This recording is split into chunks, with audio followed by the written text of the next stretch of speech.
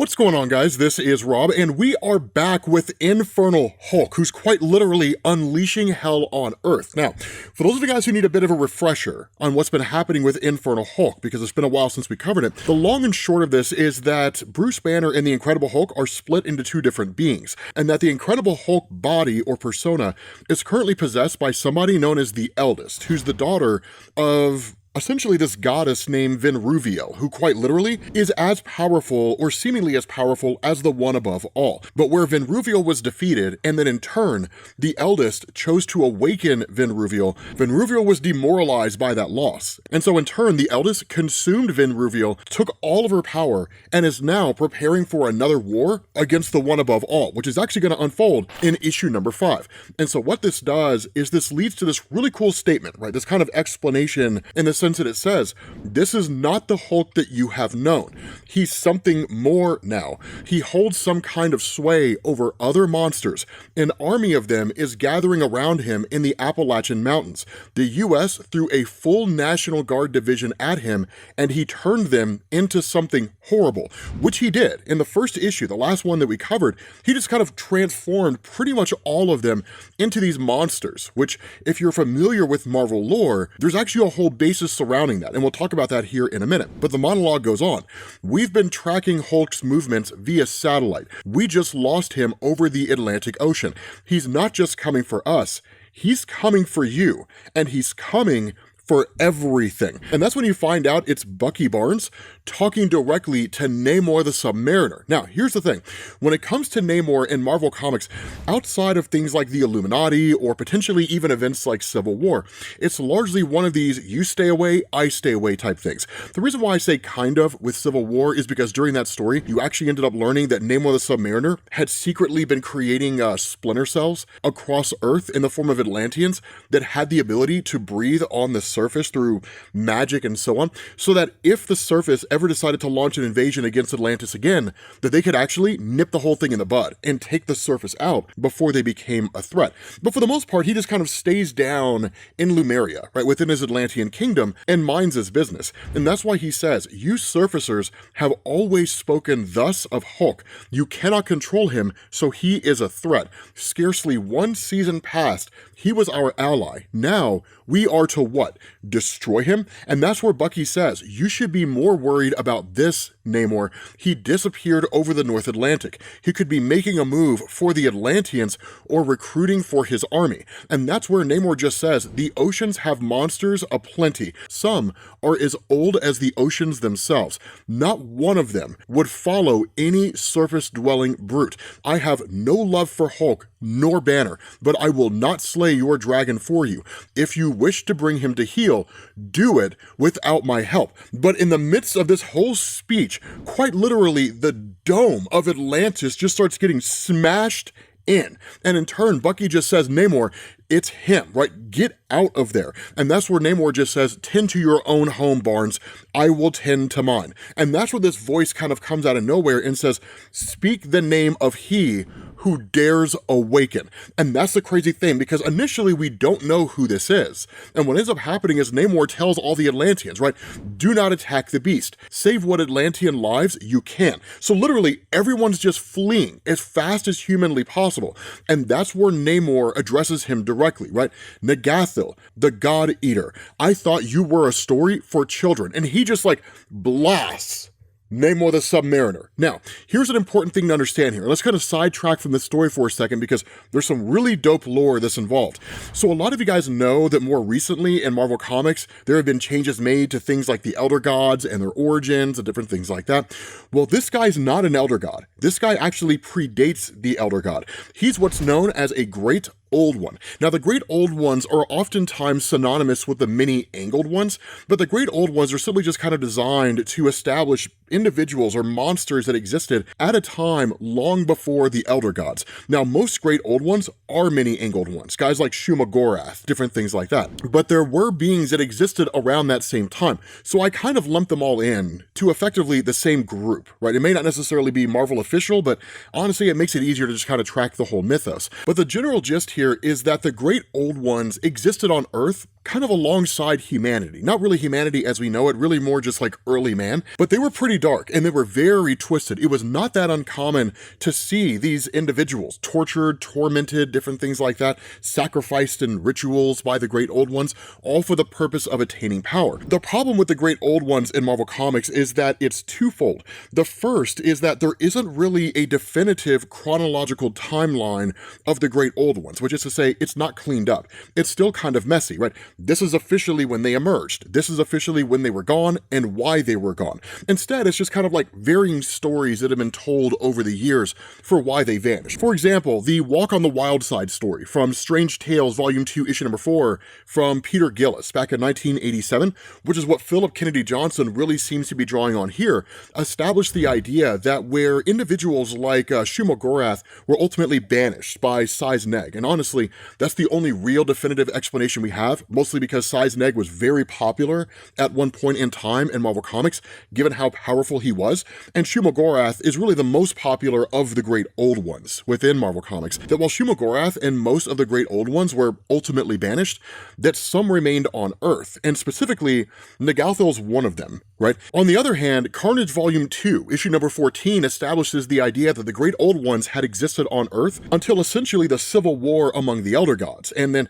in the midst of that Civil War, the Great Old Ones were either destroyed, consumed, or retreated. There isn't really a definitive explanation either way in Marvel canon. But the long and short of this is that when it comes to the Great Old Ones, they were on Earth at one point, and they have largely just been missing for quite some time, which brings us back to Ngathil, because what Philip Kennedy Johnson is doing here is he's taking that mythos of the Great Old Ones and then rolling it into the Infernal Hulk storyline. And if I were a betting man, I would surmise he's actually going to give us a kind of timeline of events regarding the Great Old Ones and how we got here within Marvel Comics. But the fact is, right, that what ends up happening is that where Ngathil's attacking the entirety of Atlantis after having been woken up, that the Infernal Hulk shows up and just says, "I found you, little brother." And he says, "You have slept too long." And Ngathil addresses him and says, "You, why dress you in this low form? You stink of the tree dwellers." And that's where Infernal Hulk says, "This is my truest form, brother. It is strong." Now,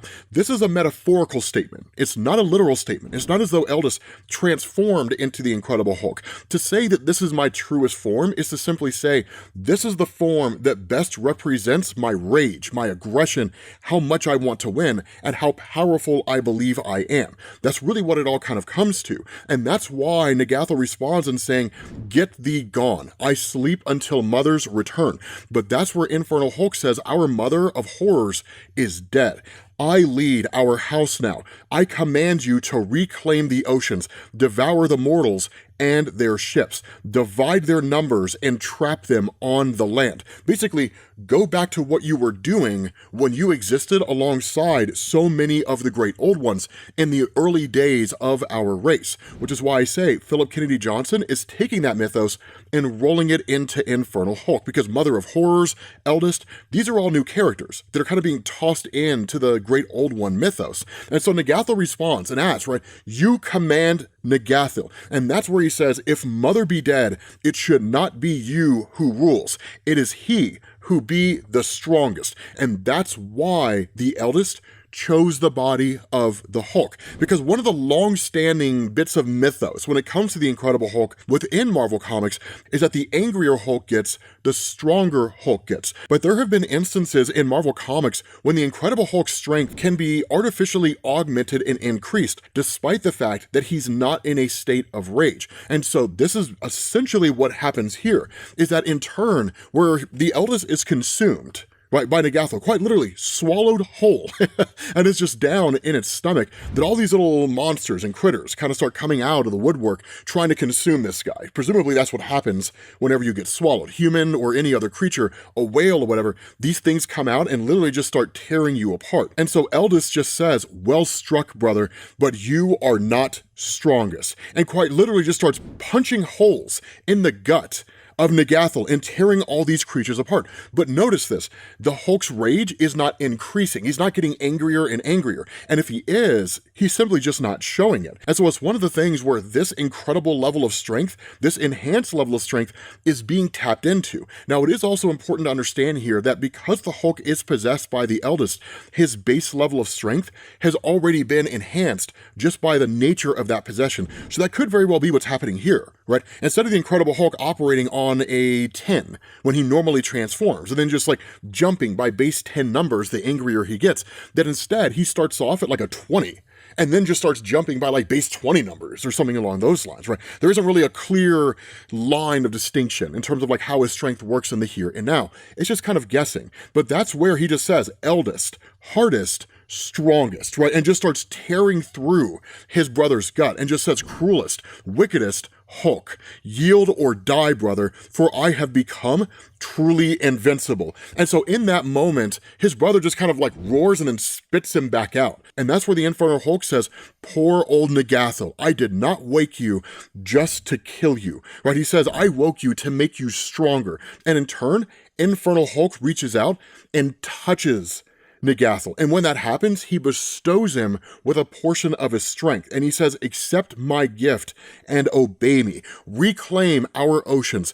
Gather the Icthari and send them far and wide. And he says, together we will take back all of the earth. So again, all this is being rolled into the old god mythos. And that's where Namor shows up here, right? And Namor says, Hulk, right? You cowed this guy, the God Eater. I would not have thought it possible, even of you. The others were wrong about you. Had you not been here, the city would be destroyed. And that's an important thing to grasp here, is because while Marvel doesn't really focus often on the various monsters and demonic entities that they have within their mythos, outside of like Ghost Rider, Scarlet Witch, Doctor Strange, and occasional Wolverine stories, a lot of these monsters are incredibly powerful, so much so that if any group of superheroes were to try to face off against them outside of an artificially enhanced Hulk, it would probably destroy them all. And there's a lot of demons that exist like that out in Marvel Comics. Chthon and the Flickering Realms, right? Set, the Serpent God. There are all kinds of beings that if they were to invade the main Marvel universe, Dormammu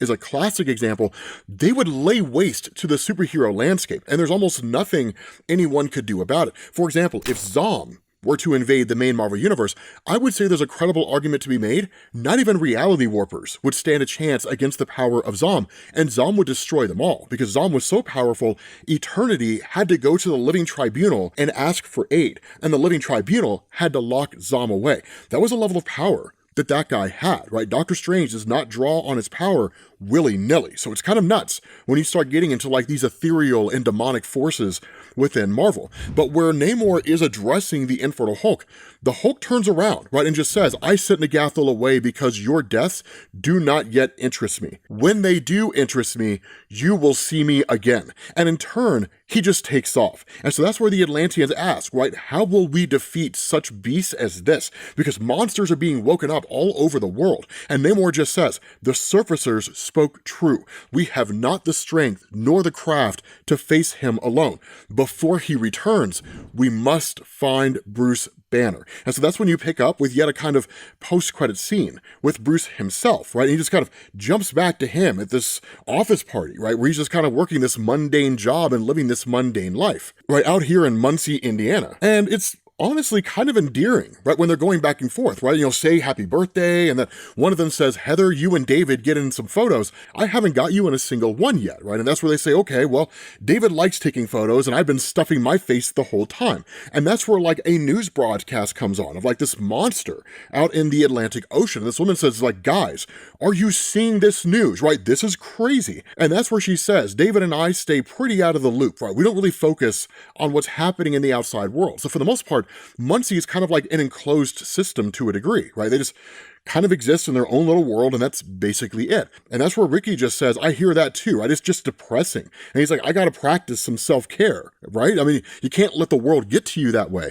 And that's where Sophie says, there's all these horrible things happening, that town in Kentucky, and now a ship just went down in the Atlantic, right? And that's where Ricky says, those monster vids are all AI for sure, right? You could tell that none of them are real. Now, they are, but these guys can't tell the difference between what's an AI video and what's a a real video. And so that's where the statement's made. Something's happening, right? My son Tommy is a soldier at Fort Campbell, and they won't even let him talk about what they're doing. And so that's where the kind of conspiracies begin to run around, because at that point, Bruce Banner steps in, right? He's like, come on, Debbie Downer, right? It's your birthday. Get some cake before Ricky eats it all. And that's when you find out that this guy they're calling David is actually Bruce Banner, right? That Bruce Banner's just operating under a fake name. Technically, his whole name is Robert Bruce Banner, not David Bruce Banner. And so operating with this fake name, it allows him to kind of just disappear into the world. And so they kind of go back about this idea, you know, when they're talking about getting angry and so on and so forth, right? They're joking more than anything else. Like when David says, right, Ricky's gonna eat all the cake, that the statement's made, you better take it, Natty, right? David's got quite the temper. And that's where it's asked, like, David, seriously? And Bruce just says, she's teasing me. I was a little bit of a hothead back in the day. And again, that's where Ricky's like, you know, come on, David, let it out, right? Give us a proper rage out. And Bruce just says, sorry, Ricky, not a chance. I'm afraid you wouldn't like me if I did. And so what we get in the next issue is seemingly what happened to Bruce, how he ended up in this place, all of which is, again, building to the fight between Infernal Hulk and the One Above All. But with that being said, guys, we're going to bring this video to an end. Hopefully you enjoyed it. If you did, drop a like. Thank you all for watching, and I will catch you all later. Peace.